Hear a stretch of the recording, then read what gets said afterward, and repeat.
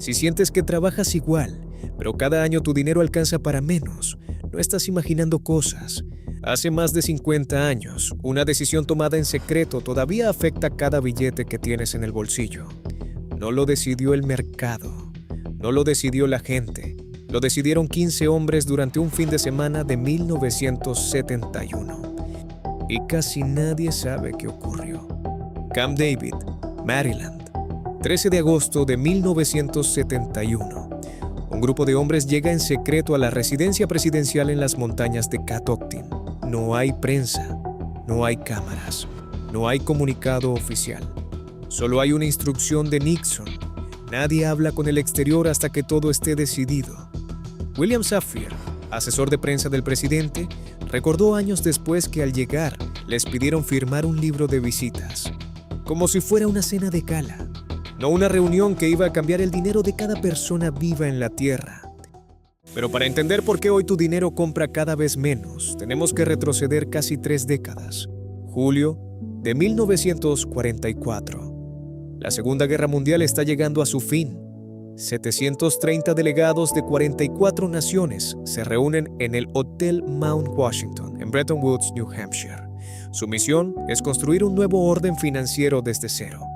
La Gran Depresión de 1929 había dejado una lección brutal. Cuando los países compiten devaluando sus monedas, todos terminan perdiendo. El comercio colapsa, las economías se hunden, las guerras llegan. La solución fue elegante. El dólar quedaría fijado al oro a razón de $35 por onza. Todas las demás monedas del planeta quedarían fijadas al dólar. Cualquier gobierno podía llegar a Estados Unidos con dólares y recibir oro a cambio, sin preguntas, sin condiciones. Era una promesa entre naciones. El New York Times lo resumió así. El dólar americano obtiene reconocimiento internacional como la moneda del mundo, y durante casi 3 décadas funcionó. Europa se reconstruyó, Japón creció, el comercio se expandió. Era la era dorada de la economía global. Pero tenía una grieta desde el primer día, una grieta que todos conocían y todos decidieron ignorar. Pero había un problema que tarde o temprano iba a destruir todo el sistema. En 1959, un economista belga llamado Robert Triffin se presentó ante el Congreso de Estados Unidos con una advertencia que nadie quería escuchar. El razonamiento era simple. Para que el sistema funcionara, Estados Unidos tenía que emitir más y más dólares. Los países los necesitaban para comerciar, pero cada dólar que salía era una deuda más contra las reservas de oro. Y llegaría el momento en que los dólares en circulación superarían con creces el oro disponible. Nadie le hizo caso. Era más cómodo ignorarlo, y los años 60 aceleraron el colapso. La guerra de Vietnam comenzó como un conflicto menor. En 1965, había 200,000 soldados estadounidenses en Asia. Para 1969, eran más de 500,000. El costo anual superaba los $25,000 millones. Al mismo tiempo, el presidente Lyndon Johnson lanzaba el programa Great Society, la mayor expansión del gasto social en la historia del país. Educación, Medicare, vivienda, Guns and Butter lo llamaban. Armas y mantequilla al mismo tiempo, como si un país pudiera financiar una guerra y un estado de bienestar simultáneamente sin consecuencias. No puede. Los dólares seguían saliendo, los países los acumulaban, hasta que Francia decidió actuar. El presidente Charles de Gaulle desconfiaba del dólar desde hacía años. En 1965, declaró públicamente que el sistema era injusto, que Estados Unidos se financiaba imprimiendo papel mientras el resto del planeta entregaba bienes reales a cambio. Y luego envió un barco militar a Nueva York cargado de dólares. Quería oro, no palabras, no promesas, oro. Estados Unidos tuvo que entregarlo. Después vinieron los alemanes, los suizos. Y en agosto de 1971, el Reino Unido presentó una solicitud de conversión de $3,000 millones en oro de una sola vez. Fue la gota que derramó el vaso. Las reservas de oro de Estados Unidos habían caído de casi 20.000 toneladas en 1945 a apenas 8.600 en 1971. Las obligaciones en dólares en el exterior superaban los 40.000 millones. Las reservas solo cubrían 10.000 millones. El sistema más importante de la historia financiera moderna estaba técnicamente en quiebra, y el hombre que tenía que resolverlo era Richard Nixon. Pero ahora había un problema aún mayor. Alguien tenía que decidir entre romper una promesa hecha al mundo o ver colapsar el sistema financiero más importante del planeta. Tres hombres dominaban la sala. Arthur Burns, presidente de la Reserva Federal, académico, conservador. Creía que romper el sistema monetario internacional sería una catástrofe sin retorno.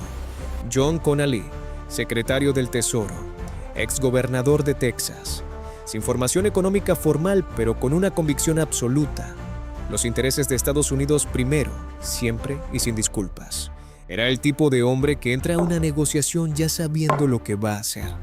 Y Paul Volcker, el técnico, el que conocía cada engranaje del sistema, el mismo que años después, como presidente de la Fed, subiría las tasas al 20% para frenar la inflación que estaba a punto de nacer en esa sala. Durante 2 días el debate fue intenso.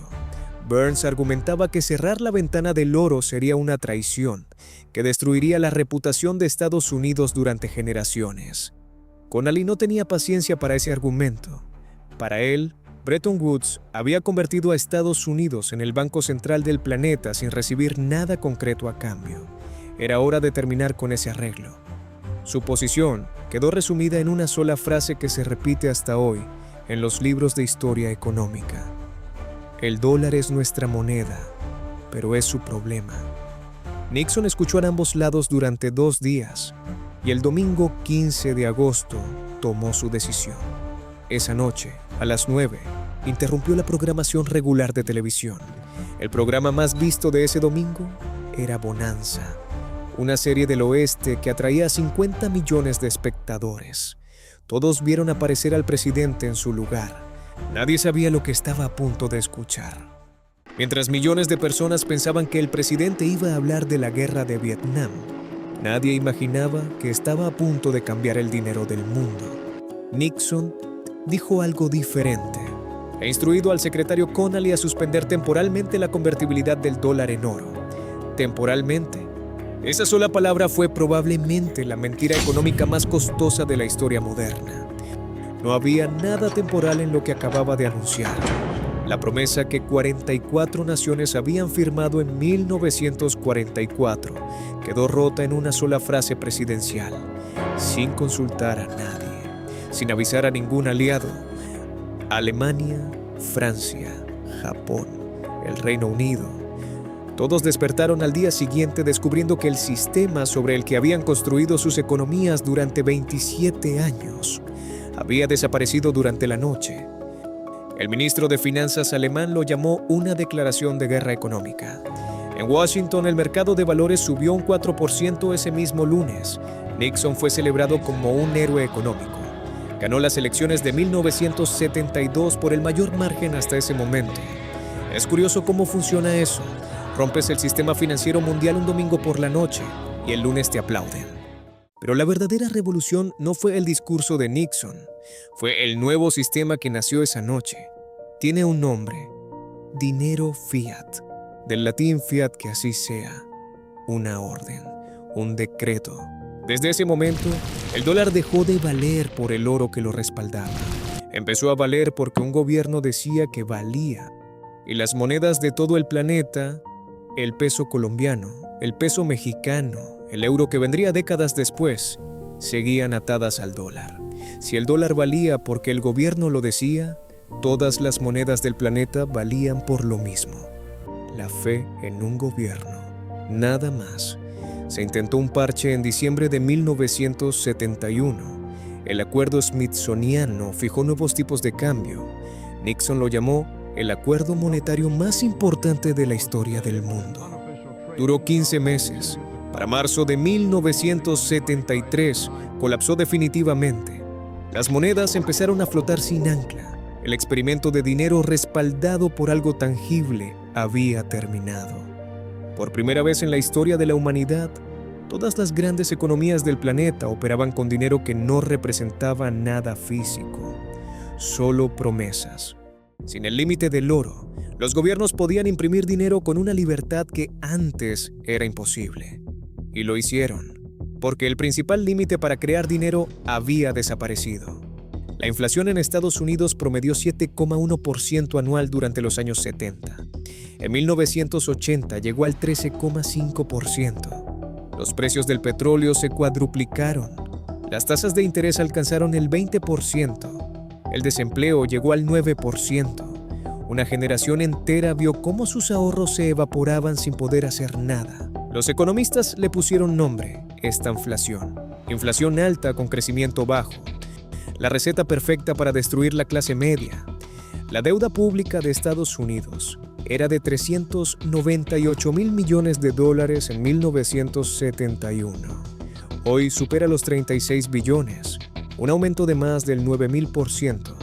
Ese nivel de expansión solo es posible cuando el dinero se puede crear con un decreto, cuando no hay nada físico que lo limite. Y ahora, olvídate de Nixon, olvídate de 1971, piensa en tu propio dinero. Un dólar de 1971 tiene hoy el mismo poder de compra que 14 centavos.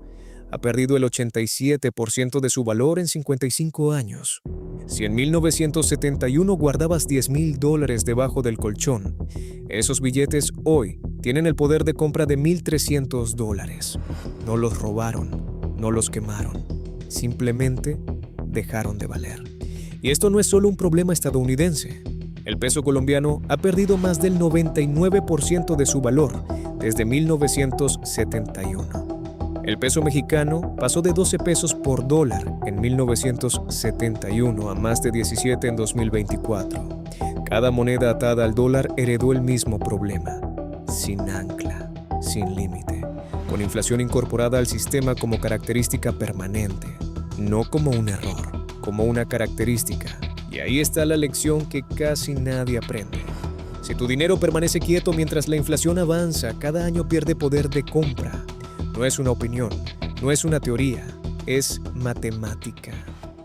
Pero había una pregunta que Nixon todavía no había respondido. Si el dólar ya no tenía oro detrás, ¿por qué iban a seguir aceptándolo? ¿Qué lo respaldaba ahora? La respuesta llegó apenas 3 años después, con un acuerdo que casi nadie conoce. Henry Kissinger viajó a Arabia Saudita. La propuesta era simple. Estados Unidos garantizaría la seguridad militar del reino: armas, entrenamiento, protección absoluta. A cambio, Arabia Saudita haría una sola cosa: vender su petróleo exclusivamente en dólares y convencer a la OPEP de hacer lo mismo. El acuerdo se firmó. El oro había dejado de respaldar el dólar. El petróleo tomó su lugar. Y detrás del petróleo, los portaaviones y las bases militares de Estados Unidos. No era una promesa firmada en un hotel de New Hampshire. Era poder real. El dólar no murió en 1971. Se transformó en algo más peligroso. Ese fin de semana en Camp David no fue noticia de portada en Colombia. No interrumpió programas en México. No cambió ningún titular en España. Pero sí cambió el dinero que hoy tienes en tu bolsillo. Cambió porque tus ahorros pueden perder valor cada año, aunque tú no gastes un solo peso. Cambió porque el costo de vivir sube sin parar. Cambió porque los países del planeta siguen atados a las decisiones de un banco central en Washington. Nixon lo llamó una medida temporal. Han pasado 55 años. El oro sigue sin respaldar el dólar. Y cada peso, cada dólar, cada euro que tienes hoy vale por una sola razón. Porque alguien en algún gobierno decidió que así fuera. Fiat, que así sea. La pregunta no es qué pasó en 1971. La pregunta es, ahora que lo sabes, ¿qué vas a hacer con tu dinero?